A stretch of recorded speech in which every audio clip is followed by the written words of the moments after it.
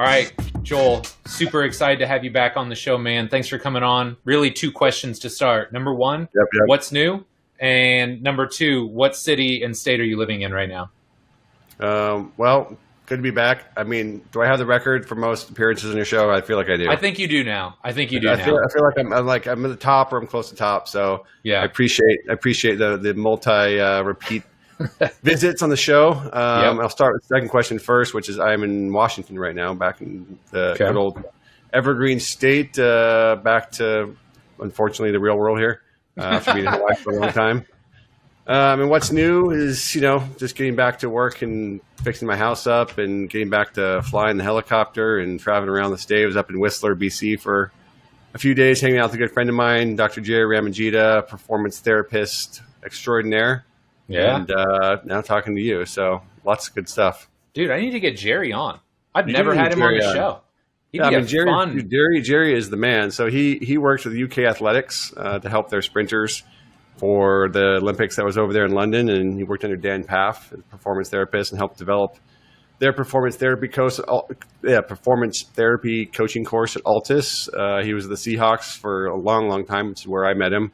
Yeah. Did all their manual therapy, and then he went to the Golden State Warriors and was basically the same role of performance therapy. And like I said, he's one of the few guys I know that's got 2 world championship title rings from 2 totally different teams. I mean, one from the Seahawks and one from the Golden State Warriors. So he's a hell of a guy, great guy, very experienced across the sporting spectrum. And yeah, unfortunately, he's kind of one of those guys that's under the radar. He works his ass off. He's coaching. He's busy. He doesn't post a lot on social media. He is not out there writing and making videos. But he is as good as it gets. So yeah, you need to get Jerry on. I can make that happen. Yeah, you need to connect us. Well, dude, let's dive in, because I know you've got a time crunch today, and man, I got a ton of stuff I want to talk to you about. For starters, at the risk of shamelessly plugging your product right off the bat, dude, talk to us about the new Morpheus app. This thing is sleek. It is sexy. It is sexy. Yeah, so the biggest thing, for people who use Morpheus, they're probably aware of it, but if you haven't used Morpheus, it takes all your different lifestyle data, your activity, your sleep, your training, your heart rate variability, and gives you a recovery score. And then more than that, what we've really added into it, that's the coolest part, is how many minutes you should get of different levels of intensity to improve your conditioning. And the way that we did that was we looked, essentially, we have a huge database now of thousands of people that have done hundreds of thousands of workouts and tracked millions of data points.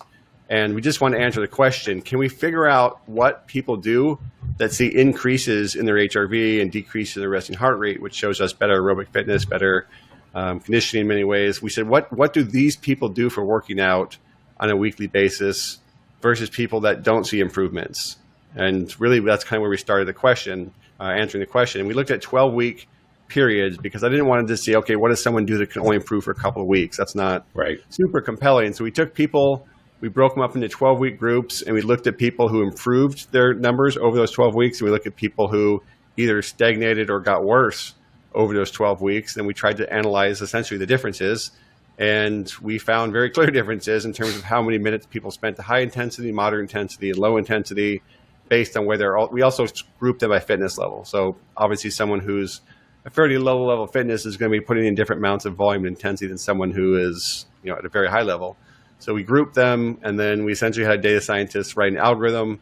So what Morpheus does is it looks at your level of fitness, it looks at how many days a week you're training, et cetera, and then it prescribes basically a number of minutes per week in each of our 3 heart rate zones, which are really just low intensity, moderate intensity, and high intensity. And then it monitors essentially whether or not you're hitting those goals, whether or not your numbers are improving, how frequently you're training, all those sorts of things, and adjusts that each week.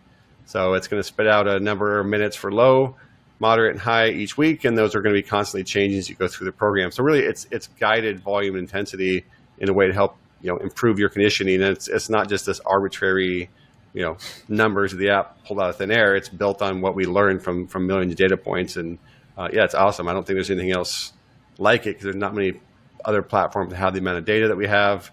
And it's great. We just launched it, I think 3 or 4 weeks ago, and the feedback has been phenomenal. And we'll continue to improve it over time.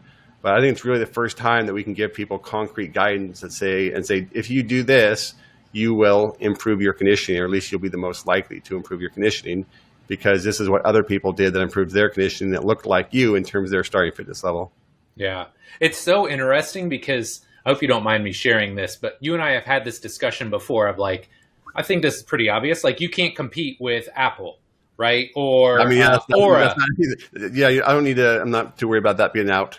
Right, right. So it's like you can't compete with some of these big fitness like No, brands. And like, look, I have an Aura ring and I like that for tracking sleep, but like sure. it gives me the most general advice. Oh, you didn't sleep well last night. Don't go too hard today. Yep. Versus the thing that I love about Morpheus is it's very clear, like, hey, this is what you can and should do today. You know, it helps really guide you in your fitness journey. And I think that's one of the things that's most impactful for people Yep. is a lot of people don't know what to do, right? So when you've got some guidance and you know, okay, hey, I want to get better from a conditioning perspective. I want to raise my HRV. Okay, this is where I need to be training versus, again, just this arbitrary advice of, oh, you shouldn't do as much today because you drank 5 bottles of alcohol last night, you know? Yeah, no, I mean, exactly. I feel like I think personally, I think wearables like Aura and Fitbit and other ones, they're good for building awareness. You know, if you're not aware Yep. of how little you're sleeping or how poor your sleep quality is, and these tools are great because they do help you recognize that. But where they really don't do very much, like you mentioned, is give you anything beyond like fairly obvious advice. Like, yeah, your sleep was shitty. Do something about it. Like, okay, thanks. Right. Like, you know, you didn't walk very much. Walk more. And that's really kind of the limitation, I think, of where most wearables are at. And that's what I wanted. You know, originally when I built Morpheus, the idea was to do more than those wearables and to give people guided coaching. And not only that, but to give coaches a way to augment their visibility into what people are actually doing so they could become better coaches. And with the zone-based recommendations, you know, we call them as weekly zone targets. I really think you give people a lot of guidance, but it's still flexible in the sense that we're not saying, hey, you have to go do this workout. We're saying, Right. here's roughly how many minutes of high intensity workout, low intensity, and moderate intensity you should get across the week. And then it's really up to you or your coach to decide the best way to distribute that. And then we also have some intervals built into the app that can help you do that if you want to build those workouts around those intervals. You know, we have a low, moderate, and high intensity intervals that you can just go in and select a certain number of minutes. But I wanted to give people guidance without literally telling them do this, because that's, you know, a program. We do have those as well. But, you know, I think a lot of people just need that overall, like, okay, how hard should I go and how much of that do I need? That's really the fundamental Yep. question that everyone has to answer. How much do I need and how hard should it be? And we've tried to help provide some good, you know, concrete evidence-based answers on that. And then people can figure out if they want to go do a specific class or they want to go out and do a hike or they want to go do some interval runs, they want to go play a sport, whatever. It just makes it a lot more adaptable and flexible for people to figure out, okay, how do I, you know, improve my fitness? Well, I start by getting the right amount at the right intensity, and it's up to me how I do that. Yeah. Well, and the other thing that's great too is, again, I feel like I'm plugging you, but like if you go and you read your book, right, or you take your conditioning cert, you learn all those methods, and then now if you've got the app, you've got the different like workouts built in essentially, right, to where it's Yep. much more plug and play. You know what intensity zones you need to be at. You know what work to rest ratios. It all kind of seamlessly integrates into one another. So I think that's been really cool to see you flesh all that out. So Yeah, I mean, one that's thing, always been the goal. go ahead.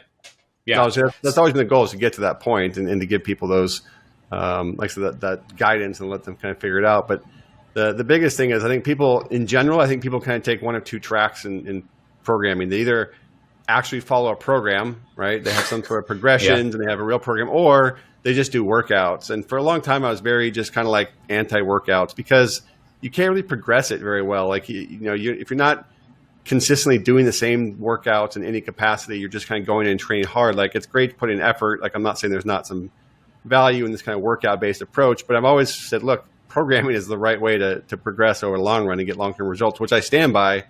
But part of what I want to do with Morpheus is like, look, if you just want to take a workouts-based approach, Morpheus is going to at least progress your volume intensity. It's going to give you the right number of minutes per week. And as your numbers improve, it's going to tell you to do more. It's going to help guide more. What is more?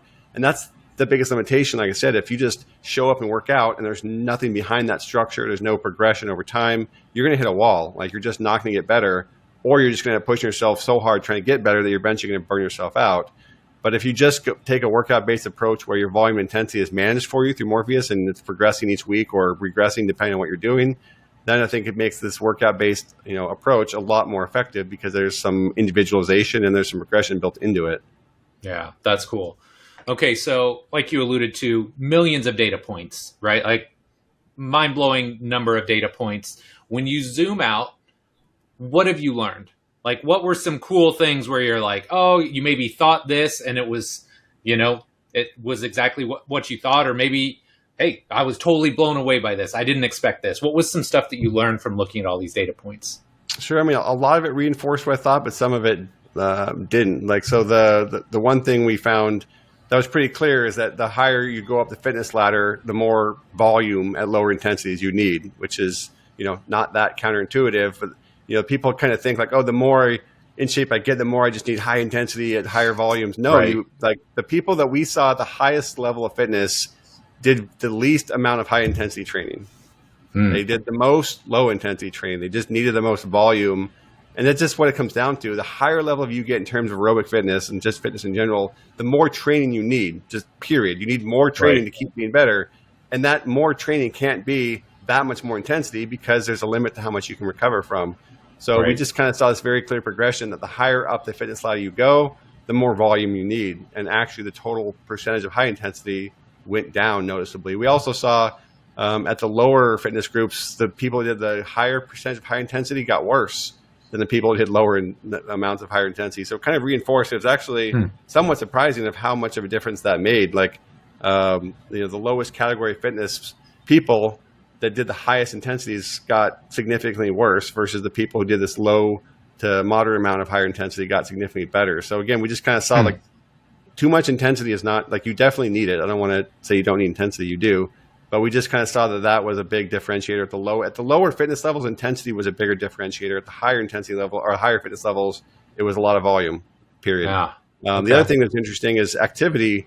So people have been keep saying like go 10,000 steps or go be active and do as many. We actually found that the people that improved the most did somewhere between 7,000 and 8,000 average. And the people who got worse were doing 10,000 to 14,000. So really, yeah, we saw. Just why?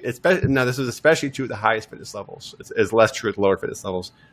Simply because if you're training a bunch and you're also super active, you're not recovering very well. So that's not rocket science. But it was not this like move more equals better fitness. No, like 7,000, 8,000 seems to be about right, assuming that you're training on top of that. So we could rethink like, yeah, you want to work out and be active, but you don't necessarily want to go out and hit 20,000 steps a day to earn points in some app or whatever. That's probably not going to actually support much of anything. Sleep, same thing. We saw people that improved typically between 7.5 and 8.5 hours, which isn't super rocket science. We saw how they rated sleep quality was really important, and the standard deviation of sleep was important. So people who were consistent in their sleep and were always hitting roughly close to the same amount of sleep made a big difference. So those things weren't really rocket science, but it was cool to see the data actually bear that out and see that people were, the things that we know work really actually do work. And you see that pretty clearly in the data when you dive into it. So first off, it's just cool to see the objective side of this, right? Like things that you inherently believe to be true. And then you're like, no, okay, well, sleep is important, right? Yep. Like a high volume of low intensity work is important. Did you come up with, I hate like the holy grail or like secret sauce type recipe, but it was like, was there a ratio that you found of low, medium, and high intensity training that tended to work pretty well for like a broad swath of the population? For the average person that just wants to get fitter, what percentage about should they be looking at with their training? Yeah, I mean, honestly, it fell pretty close to 80-20 rule. Really? You want to just give it that metric across all. If we took all three groups and we just kind of threw the closest numbers at it, and like I said, it shifted, right? So the highest volumes of the lowest high intensities was the highest category, and vice versa. At the bottom, they could get away with a little bit more, but at the bottom. But the 80-20 rule, I think, still stands, and it's we have three zones, so it's low, moderate, and high intensity. So it's a little bit different than just 80-20 in two categories. But when we kind of looked at the big picture, it was somewhere around 20%. Or less was in that green and red zone, the two high intensity, and somewhere around 80%, was in that lower intensity zones. So that's just kind of the way the numbers fell, and there's probably a reason for it. And like I said, I think the more interesting thing was just the fact that the people that got worse weren't ones that did way less. It was actually people that did too much at the higher intensity zones. So, and it's so interesting too, right? Because think about common fat loss culture. Right? It's like, oh, just do high intensity interval training, do your workouts in like 5-10 minutes. Like that's what we were force fed for so long. Yep. And now you think about the people that are doing fat loss workouts are generally people that are overly stressed, overweight, don't take care of themselves. So now they go in and they crush themselves with high intensity work, thinking it's going to make them better, and it actually makes them worse. Yeah, I think the biggest thing that people need to recognize is all of your decisions are this giant chain reaction. So if I go and I smash myself for a workout, whether it's a ton of high intensity or a ton of high volume or whatever, that changes my appetite. And that changes how I think about food. That makes it a lot harder for me to stick to diets, because if I create this massive caloric deficit through exercise, my body is going to adjust. It's going to adapt to that. It's going to adapt to that by making me hungrier, by making me less motivated to work out the next day. I might have a meal later in the evening when I probably shouldn't, and that meal might include something influences my sleep, makes it more difficult to sleep, and that lack of sleep then makes me more hungry the next day, et cetera, et cetera. Like all of our lifestyle decisions are connected to one another. It's not like any of these things exist in a vacuum or a void. Like I said, if you smash yourself in the workout, there are costs to that, and those costs honestly typically make it more difficult to stick to your diet. So I just generally think that exercise is the most important tool for health and longevity and wellness and how we feel and all that stuff. And diet is the tool that we use to control our body weight and that end of things. I don't think we should think about exercise as a weight loss tool to begin with. Exercise is a health tool. Diet is the weight loss tool, and they're connected, obviously. But I think it's just a mistake to go into the gym and try to create this massive caloric deficit through exercise. It's just not the right way to approach things. Question: where does custard fit into the fat loss program? Custard's a very key ingredient in the fat loss program. So. Actually, you know what? That's actually a good example. It's kind of funny because I was having this discussion with my wife. We were talking about in Vegas, we really kind of, when you go to a new area, then you're not in home, like you got to kind of figure out what foods you're going to eat or what stores you're going to go shop at or how you're going to cook. You're in someone else's house. You might not have all the same things you have. And we kind of like settled into this rhythm of mostly eating in the house, but also going out and having some good food. And we incorporate our little custard meals. Our pre-workout meal was some good old-fashioned Nielsen's custard. Shout out to Nielsen's in Vegas if you're ever there. Yeah. Excellent custard. And it was like 300 to 400 calories before a workout. And it's just kind of funny because having that little pre-workout treat, was a great thing to look forward to. And it kept us from having maybe other foods in Vegas that were probably going to be much more calorically dense and probably much more detrimental. So, I'm not saying custard is the preferred pre-workout choice. Actually, maybe I am saying that. But I think people can be flexible with the foods that they eat. They don't have to eat this perfect diet all the time. But if you get the calories right, it makes everything else work. Like you obviously want to eat high quality foods with good nutrient density and quality, and you want to do all this. But at the end of the day, like you're still going to live your life. If you can get the calories in with that end of things correct, that you can generally try to get your macronutrients dialed in. You can fudge the foods a little bit, and you can have some normal foods and some foods that maybe aren't the best healthy thing in the world, but you got to enjoy yourself too. Yeah, they're damn good. Is Nielsen's, is that the one that we went to? We went to Nielsen's, and then I think Love It. I might take you to Love It custard. Love It custard. Another great one.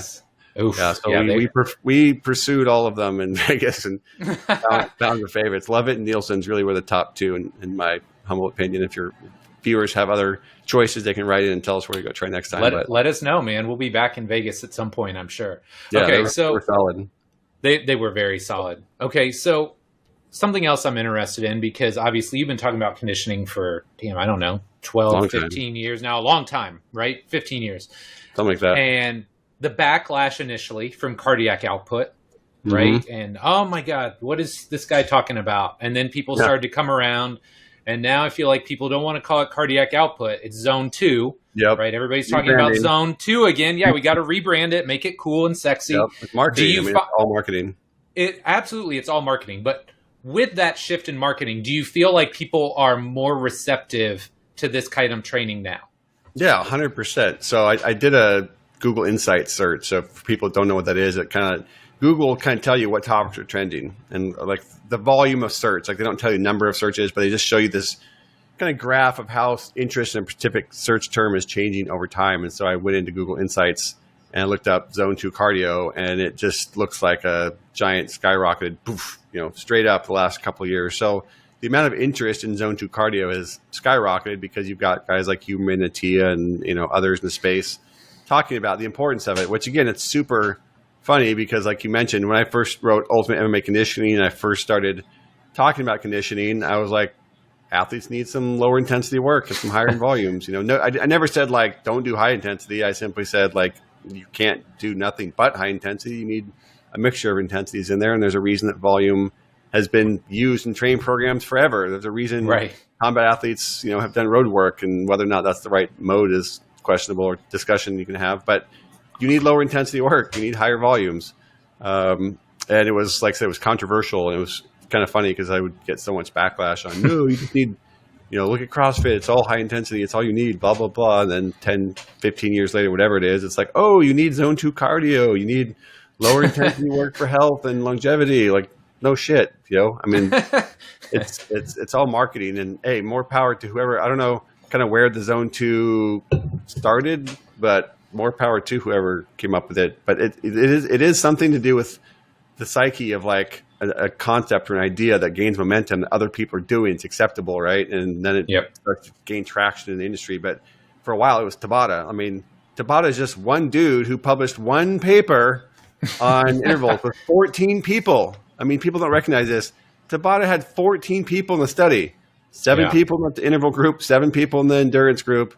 And that one study by Tabata, like, think how much influence that had in the way that millions of people worked out. I tried to get a hold of that guy. I wanted to just kind of ask him when I was over there if he actually had any real understanding of the impact of that one paper he published. It's also funny because people don't realize a whole other discussion, but in the Tabata group, he had them do endurance training, zone 2 cardio 1 day a week, which is funny if you never know that.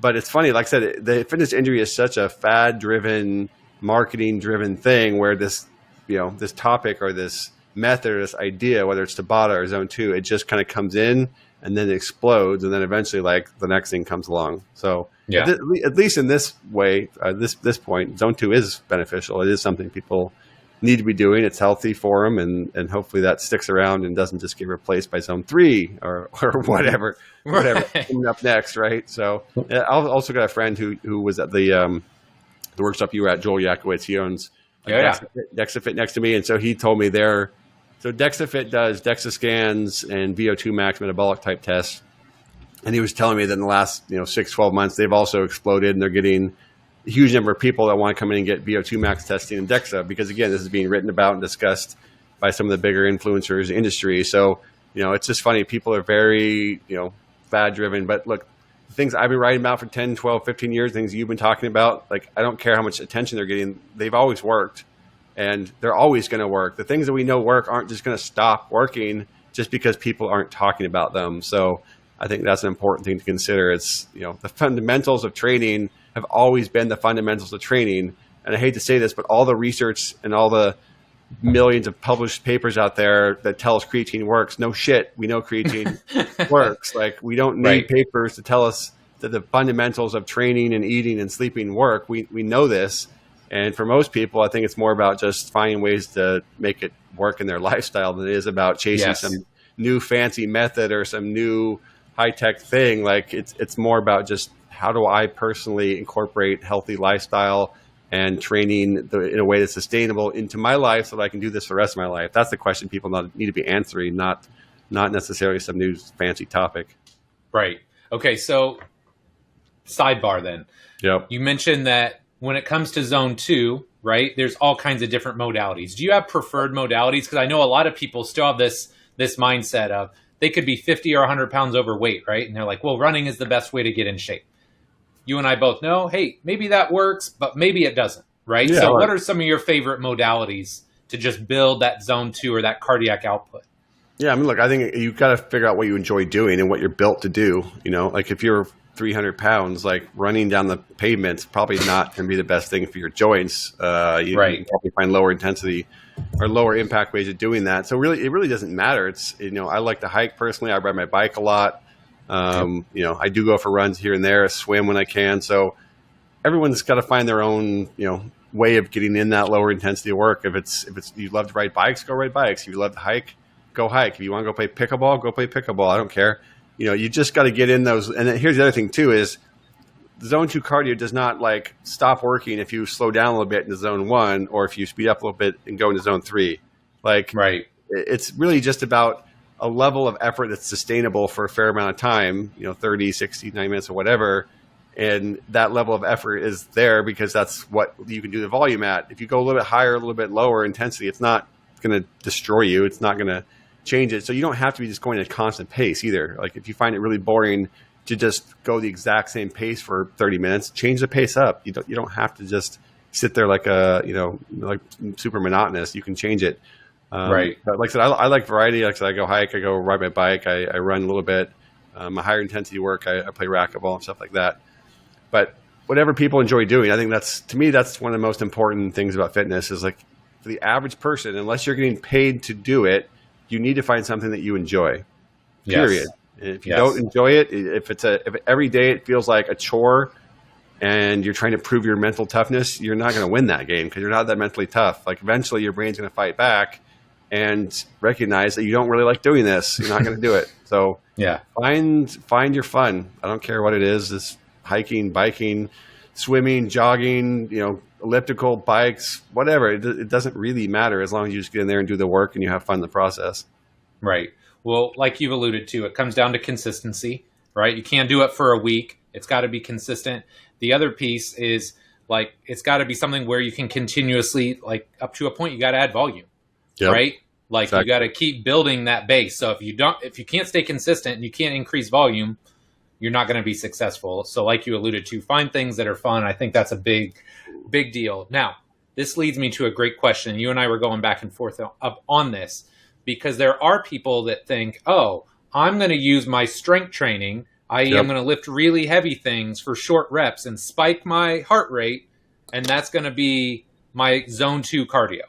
Explain to me the fallacy in that thinking. Yeah, so there was a video that went around IG or somewhere that I got tagged like 50 times, this one video, and it was Arthur Jones. And for those of you who don't know Arthur Jones, he created Nautilus, which is he's really the godfather of strength training machines. Yeah, like he went out and sold strength training machines. He created the market for all the machines we have now. Now, not to say that's a bad thing, but he essentially believed wholeheartedly, and he preached endlessly until he passed away, that all you really needed to do was lift weights on machines. He was against free weights because they were quote unquote dangerous for the most part. And he really just thought everything was Nautilus strength training equipment or that's it. And everything should be high intensity to failure. Kind of his proteges or Mike Menser and some of the early bodybuilders that, espoused that philosophy. But anyway, this video went viral because in the video, he basically says, strength training is the best form of cardio ever invented by a mile, and endurance athletes are out there dropping dead from doing too much cardio, blah, blah, blah, blah, blah. Okay, well, ignoring all the just kind of nonsense, you have to understand, like, he was a salesman from beginning to the end, and I do think he believed what he was selling. Right. But we just have to recognize, if this were the case, like if strength training was the best way to build your cardiovascular fitness, then we would see people who do nothing but strength training, power lifters, Olympic lifters, bodybuilders, strength athletes. They would be out there with monster aerobic systems, able to go out and run miles and swim for distance and ride bikes, but half of them can't cross the street without gassing out. Period. Yes. And, I put a post on IG that said something effective, like if you think strength training is an effective form of cardio, like go run a mile and tell me how you do, because you won't do very well. And the reason is simply because this should be obvious, but they are very different activities. Okay. Yeah. Lifting weights is spiking your blood pressure and causing the heart to have to resist those high blood pressures. And it's causing all your fast twitch muscle fibers and your CNS, everything to fire maximally, which requires this huge sympathetic nervous system spike. In other words, it pours adrenaline and noradrenaline into the bloodstream. That is what is driving your heart rate up. That's a very different thing than when I do cardiovascular work, which is much lower load, much lower blood pressures. What drives my heart rate is the need for oxygen, the O2 demand. So most of what's causing our cardiovascular fitness to improve is that our body is demanding a lot of oxygen and our heart's working hard to supply that oxygen. So when we are doing a lower form of any form of cardiovascular exercise that's not just heavy weights, we're hitting high levels of VO2, and you can get up to your VO2 maximum. And again, it's because all these tissues want oxygen. When you're lifting weights, that's not the case. You're not demanding the same level of oxygen because, one, your total body is probably not working in the same capacity because you're heavy and you're lifting weights. But two, Right. because your blood pressure is so high and you're causing restriction and compression in those tissues where you're lifting, you can't get the same blood volume, same volume of oxygen in those tissues anyway. And it's an anaerobic event. So fundamentally, lifting weights is anaerobic. Recovery Right. is the aerobic piece between that, sure. But you're not going to build this big aerobic engine through a completely anaerobic lifting of weights that's 10 seconds to a minute or whatever, depending on what you're doing. It just doesn't work that way. And again, we understand mechanistically why it doesn't work that way. It's because the heart's being driven by noradrenaline, not being driven by the need for oxygen. And the blood pressures and everything else are completely different. So if you look at the hearts of people who lift weights, they look very different than the people that don't lift weights. And you can look at resting heart rate and heart rate variability and VO2 max and anaerobic threshold, any marker that we would consider a good value, a good way to estimate aerobic fitness. And you measure those things in strength athletes and you measure those things in endurance athletes, you're going to see a very, very different picture for a reason, because those trainings lead to very different adaptations.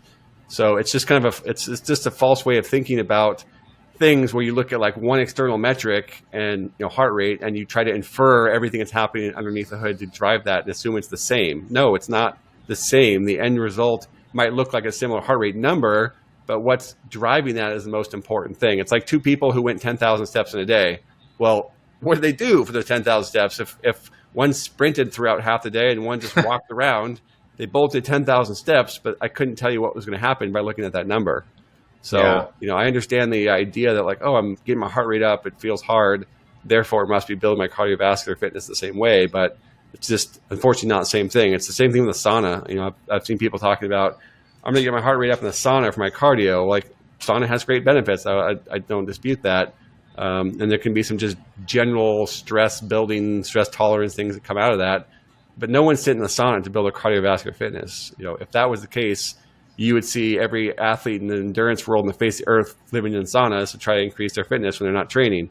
But again, it's because the VO2 isn't there. The demand for oxygen is not there. You're just sitting down in a sauna and you're getting hot and your heart rate's having to elevate to try to cool your body off, and you're getting some sympathetic spike in there that's doing that.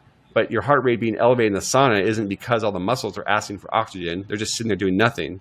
So we have to look at the bigger picture here of what your body is doing, because that's what's going to determine how it adapts. When you lift weights, it adapts by getting better at lifting weights.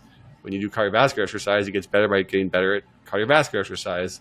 So it's just important, I think, to recognize that use the right tool for the job is what it comes down to. If I'm trying to get stronger, more explosive, faster, build muscle, I lift weights. If I'm trying to build my cardiovascular fitness, my aerobic engine, my VO2, I do the things that we know build those things, and that's not lifting weights. Yeah. Well, and look, we've all been around the salesman over the years, right? You do this long enough, you're going to come across more than a few. Oh yeah. Like one of the biggest piece of cardiovascular / conditioning sales pieces actually came from you in that piece of research that you were talking about, where like they looked at the mortality rates, and like the best aerobically trained people lived, 8 years longer on average than like the average person? Yeah, they looked at basically, there's a few papers out there, but this was a review paper that looked at meta-analysis. It looked at different papers that looked at athletic populations and looked at longevity. And, for the most part, what you see is people who are just physically active, versus sedentary, they're going to live 2 to 4 years longer than kind of your average person who's, not very active and somewhat sedentary. And then people in sports and team sports, they either, depending on the paper you look at, they either live around the average, or they live around the average of the active person. Like, they don't tend to live significantly longer unless you're an endurance athlete. The endurance athlete populations consistently show anywhere between like 5 years up to 8.5 years, depending on the paper you look at.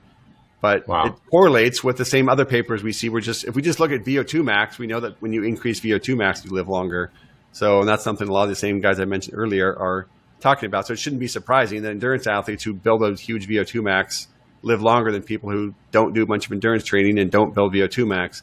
And we also have to consider just lifestyle factors obviously play a role in that. Endurance athletes probably have a better diet than the average person. They probably get more sleep because they train more. There's probably all kinds of lifestyle factors driving that. But honestly, who cares? Because if you have to get those lifestyle factors dialed in to get that VO2 max higher, then it's just as valuable. We can't say like, oh, it doesn't matter because it wasn't the actual VO2 max being high, it was the lifestyle factors. Great. But if you want to get your VO2 max up, then you're going to have to get those lifestyle factors dialed in anyway. So I think we just have to recognize that endurance athletes, people that have higher levels of aerobic fitness, higher HRV, lower resting heart rate, they live longer because they're better at dealing with stress. And the aerobic system is what deals with stress. That's the easiest way to think about it. Yeah. Okay. A couple more here. Sure. So I can't remember if this was an article or a newsletter, but you actually talked a lot about VO2 max lately.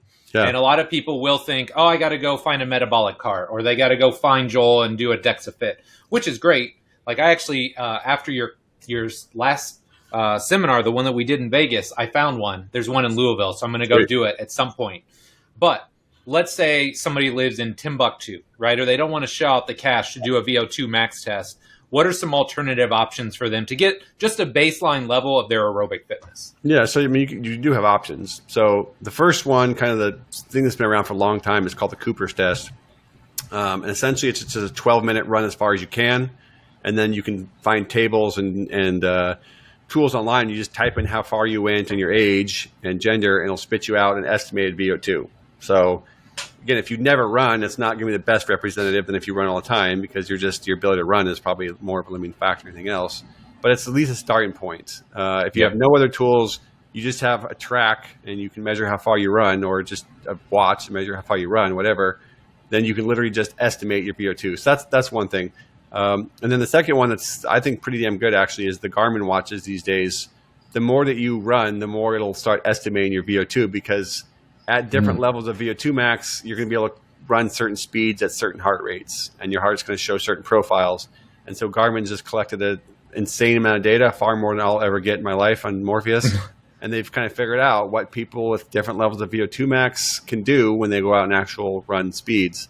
And I don't know Garmin's stuff well enough. Probably cycling. I would guess they do the same thing if you cycle a lot. I would imagine, but I haven't seen that because I don't cycle enough. But they've just built this algorithm that estimates your VO2 based on your running speeds. So if you go out and you get a good Garmin watch, you go run a bit, it's going to estimate your VO2 max there. So, I mean, those are two ways that you don't need to go get a metabolic cart. Kind of the third way, which isn't really going to give you a VO2 max, but you could just use good old-fashioned resting heart rate, and they're going to correlate. It's not a perfect one-to-one, but in general, if your resting heart rate's in the low 50s, your VO2 max is higher than if your resting heart rate's in the 80s or 70s. So you can kind of use that as a proxy. You don't necessarily get a VO2 max per se, but it's a measure of the same thing. It's general cardiovascular capabilities, and VO2 max is really measuring the top end of that, and resting heart rate's measuring the bottom, but they both correlate to the same thing, which is your body's ability to deliver oxygen and utilize that oxygen efficiently. So I have this, if you're just general population, like your goal is to live a long, healthy life, and you don't want to get diseases and you want to feel good, get your resting heart rate in the 50s, somewhere in the 50s. Lower is better, but even mid to upper 50s, like if you can do that, chances are you're in that range where your life expectancy is going to be, measurably improved compared to if your heart rate was in the 70s, and your VO2 max will absolutely be higher than if your resting heart rate was in the 70s. So just kind of shoot for get my resting heart rate in the 50s consistently. Yeah, that's a good general guideline. And again, lower 50s is better than higher 50s, but just get it in the 50s. Yep. Man, I love these conversations, right? Because I feel like we touch all the bases. We talk training, we talk nutrition, we talk recovery. So that's really the last question. I want to read this IG post that you put up, because I think it just beautifully illustrates where a lot of us are putting our energy with regards to recovery. So I'll link to this in the show notes, but here's your post. The fastest way to speed up your recovery isn't doing cryo, cold plunges, the sauna, or foam rolling. It's getting enough sleep, learning how to relax, eating the right foods, and managing your training stress effectively. No recovery method can replace a healthy lifestyle. Man, boom, knowledge bomb. And just in case you were wondering, there was like 18,000 some likes on that IG post. That one really went big. And I think it just, look, I love recovery methodologies and modalities. They're great. But to me, they're kind of like the supplement of the training world, right? Like you want to go out and get your diet figured out and dialed in before you start spending a whole bunch of money on supplements, because they will make a difference, but that difference that they can make is built on the foundation you've set to begin with. So if you want to start doing different cryo or contrast or whatever, that's great. But if your training program is shit and your sleep is terrible and your diet's not dialed in, then those things aren't going to make much of a difference. Like I really fundamentally believe people have to focus as much of their energy and effort as possible on the areas that make the biggest difference. And they get too caught up in these things that are very minute details. You know, whether or not you do a cold plunge, okay, great. That's, if you love doing it, do it. But that's a small part of your fitness for most people. Like you've got to get your basics down. If you've got the basics down, right, your training program's consistent, you're getting 8 to 8.5 hours a night of sleep consistently, your diet's really good the vast majority of the time, you're good at dealing with stress, you do those sorts of things. If you've got all that dialed in, then yes, then the next layer of fitness is adding in these smaller areas that make the difference once you've got the foundation there. But I think too many people, they try to like use these as shortcuts or quote unquote hacks. I hate that term. Yes, I do too. Personally, just because there's not a hack. Like you just have to get things figured out for the most part in your lifestyle, and then you can add layers in. But there's no way of like escaping the foundation building. There's no shortcut to getting enough sleep. There's no supplement that's going to make up for a shitty diet. Like it just doesn't exist. And again, when it comes to recovery stuff, it's really important.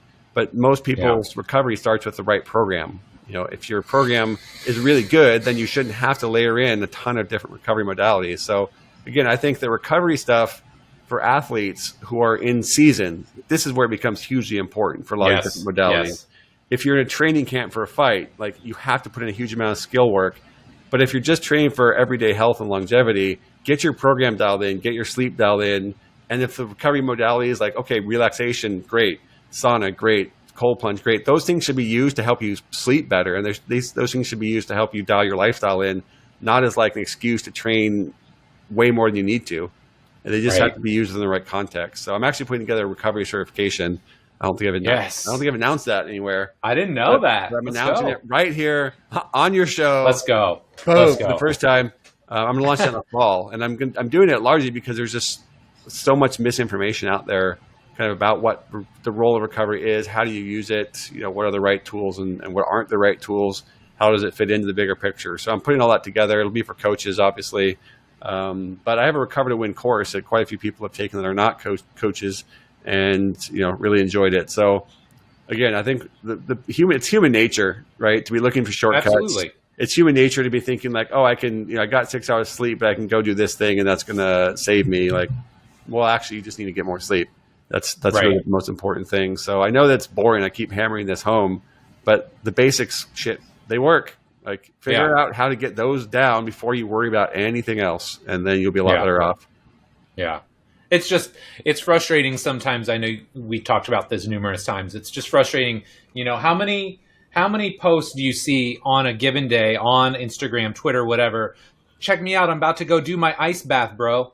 But damn well that person slept 4 hours that night or drank like a fish the night before. They're cramming, junk food it's like, okay, that's great. And it looks great on the gram, but it's not really moving the needle if all those other lifestyle factors aren't locked in. Yep. And look, here's one thing I'll say.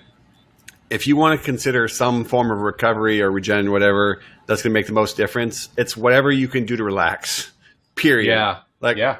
I don't care what that is for you, whether it's meditation or maybe it is a cold plunge you relax afterwards, or it's massage or it's soft tissue work you do on your own. I don't care, but any sort of recovery method that helps you just turn off that stress in your life, that is something you should be adding in. I don't know that I call that a recovery method. I just call that stress management. Yeah. That is something that you should focus on. So instead of posting I'm going to go jump in the ice bath and feed myself my balls off or whatever for half an hour, it should be like I'm chilling in my room. I'm going to do nothing. Right. Like here's a picture of my room doing nothing. I'm just relaxing. I'm going to go in a quiet space and I'm going to listen to some music and I'm going to shut the world out for 10 minutes. Like that's a boring post, but that's a much more effective post for most people, or much they should be doing, versus these kind of external things that are stimulatory. Most people don't need more stimulus. They need less stimulus. If you can figure out ways to turn that stimulus from life off and just be quiet, that is going to be a better recovery tool for the vast majority of people than anything else. Boom. That's gold right there, dude. Less stimulus. Well, that's huge. I'm curious to see how this new Threads plays out, because now everyone on Instagram will now start posting on Threads, and we're going to get more of the exact same stuff on 2 platforms. And I think I know. Again, I think social media is a necessary evil in some ways, because there's good things that come out of it, but it is this constant bombardment of stimulus and stress and things that I think is not good for most people's overall mental well-being and maybe longevity, especially the youth. That's a whole other topic. But find ways to turn off your phone. So something I do every night now is I just put my phone away. I've been working on that lately. Yeah. My Achilles heel is I do browse newspaper sites and screw around and waste time. So I've been trying to just turn my phone off. And then we have music that plays out throughout my house. And at nighttime I start playing like spa, relaxation music in the house about 2 hours before bed. So just trying to think about ways to de-stimulate myself as I get closer to bedtime, and that kind of stuff really makes a big difference. I love it. Okay, man. I know we're up against the gun here. Boom. Last question, man. What's next for Joel Jamieson? You got the recovery cert. Like, what else are you working on right now? Yeah, so like I said, recovery cert's the biggest. Obviously, we're going to build a bunch of new features into Morpheus. So like you mentioned in Morpheus, you can do intervals. We want to make it so you can build programs out of those intervals. So I could say, I want to do 5 minutes of this interval, then I want to do 10 minutes of this interval, and then I want to do zone 2 for 20 minutes. And you'd be able to program it in Morpheus and have it do that. And then coaches would be able to deliver that to their clients as well. And then kind of the next thing beyond that is I'm going to build out a lot more training programs. So I have an 8-week just general health and wellness conditioning program right now that people can follow, and Morpheus is really the easiest way to follow that. But I want to launch a whole bunch of other ones. So tactical programs, team sports programs, endurance programs, kind of you name it. I want to give people the option where if they want to use Morpheus or they have a coach, they can do their own programs, and Morpheus helps guide that process. If they don't have a coach and they want programming, then they can get that from me as well. So I'm just trying to cover all those bases and help people regardless of where they're at and what they're trying to do. Yeah, I love it, man. Always got a lot of stuff going on. Yeah, I always feel like I'm slacking off when I talk to you. So you need to step my game up. I haven't launched anything for a while, so I gotta work. don't be too worried about it. It's summertime, so it'll take longer than I want anyway. That's true. All right, man. This has been awesome. Where can my people find out more about you and all the work that you're doing? Yep, 8weeksout.com, just number 8 weeks out. Instagram's Coach Joel Jamieson. I'm on the old Threads now, but I haven't posted anything yet, so I probably will at some point. But 8 weeks out really is the best way to find out what I'm up to, and then follow me on IG as well. Cool, man. I'll make sure I put all that in the show notes. And again, Joel, thank you, man. This was amazing. No problem. I'm glad to set the record, and happy to come back anytime to keep that. If anyone comes close to me, let me know. I'll jump on. That's right. I love it. All right, cool.